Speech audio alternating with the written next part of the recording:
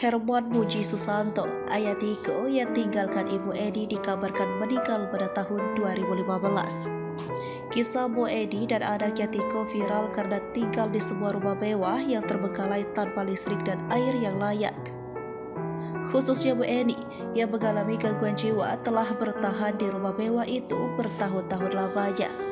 Kehidupan Bu Eni dan Tiko jadi memprihatinkan setelah keduanya kehilangan sosok suami sekaligus ayah, Herman Muji Susanto, pada 2010 silam.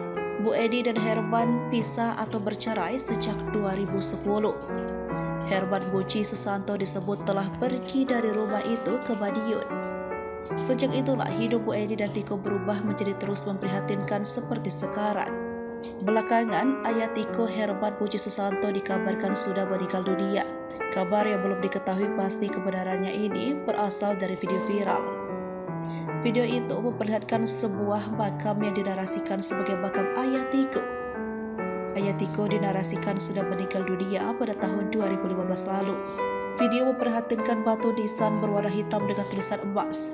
Di sana tertulis informasi bahwa P. Muji Santoso wafat pada Sabtu Pon 18 Juli 2015. Video mengenai makam diduga ayah Tiko itu disandingkan dengan potret keduanya di masa lalu.